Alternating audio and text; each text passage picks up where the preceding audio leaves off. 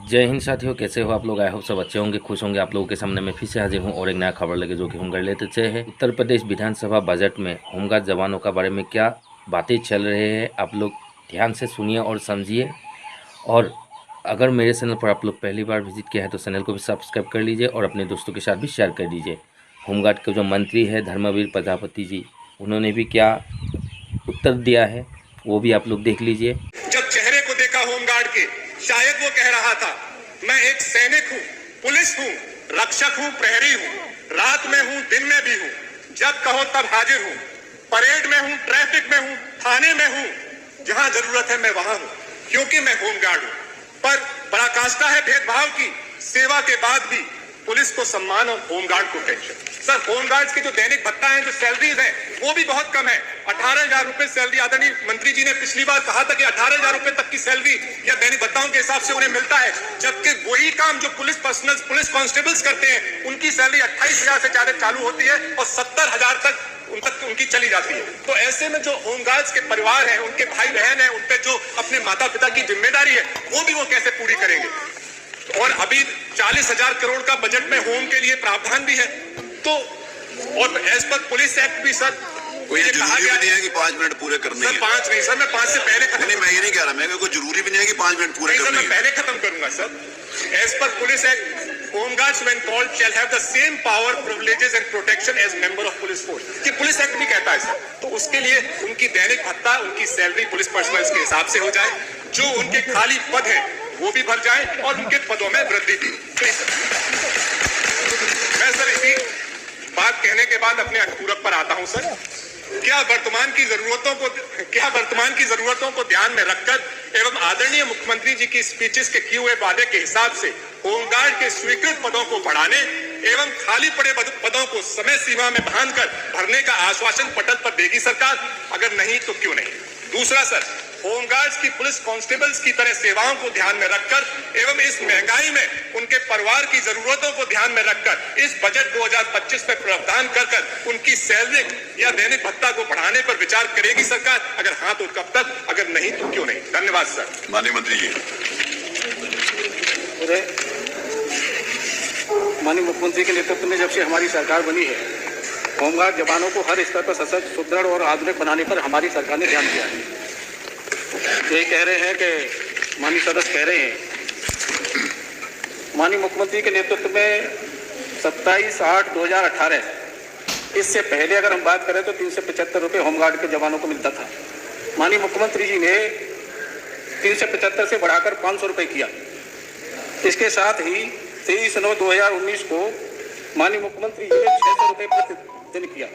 2 बार माननीय मुख्यमंत्री जी ने दैनिक भत्ता उनका बढ़ाया है, साथ साथ उसके साथ महंगाई भत्ता अनुबंध किया है। आज इस समय हमारे होमगार्ड के जवान 9 से 18 रुपये प्रतिदिन पा रहे हैं।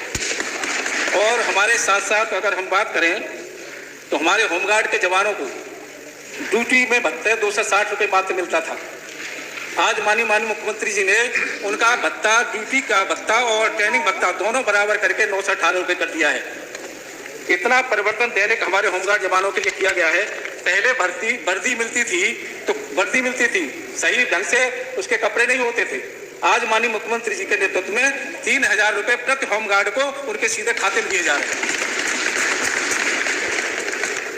दूसरा, होमगार्ड जवानों की शारीरिक दक्षता को मजबूत करने के लिए 42 दिन की जो ट्रेनिंग थी हमारी, वो हमने 90 दिन की है।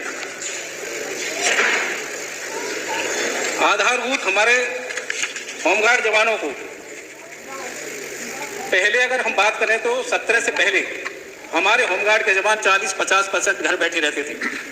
आज माननीय मुख्यमंत्री के नेतृत्व में 100% हमारे होमगार्ड जवानों को जितने हैं ड्यूटी मिल रही है। एक भी दिन हमारा होमगार्ड का जवान घर नहीं बैठता। ऑनलाइन सारी व्यवस्था हमारे होमगार्ड विभाग की है, सीधा पैसा उनके खाते में जाता है। ऑनलाइन सारा सिस्टम है।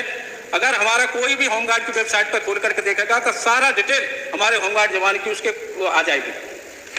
सब कुछ ऑनलाइन व्यवस्था हमारे होमगार्ड जवानों की हमने की है। साथ साथ पहले की अगर हम बात करें 12 से 17 से पहले की, तो होमगार्ड के जवानों को ड्यूटी पे अगर कोई दुर्घटना होती थी तो बीमा राशि के अनुग्रह बीमा राशि उनको दी जाती थी। लेकिन हमारे माननीय मुख्यमंत्री जी ने उस समय भी बीमा में लेत लतीफी होती थी। महीनों हमारे होमगार्ड के जवान चक्कर लगाते रहते थे, बीमा नहीं मिल पाता था। और वो भी हमारे आज माननीय मुख्यमंत्री जी ने हमारा होमगार्ड का जवान चाहे घर पे है, चाहे ड्यूटी पे है, चाहे रास्ते में है, चाहे जा रहा है, कहीं आ रहा है, अगर कहीं भी कोई भगवान न करे किसी के साथ ऐसी दुर्घटना हो, अगर हमारा होमगार्ड का जवान दिवंगत होता है किसी भी स्थिति में, तो 5 लाख रुपए की अनुग्रह राशि उसके सीधे खाते में दी जाती है। हमारे होमगार्ड जवानों के लिए ऐतिहासिक कार्य माननीय मुख्यमंत्री जी ने किए हैं। हमारे होमगार्ड के जवानों को हमने बैंकों से टाई अप किया है। अगर इस तरह की कोई घटना होती है, 30 लाख रुपए से 40 लाख। अभी आप लोगों ने देखा सदन में कैसे कैसे बातें चल रही थी होमगार्ड जवानों का।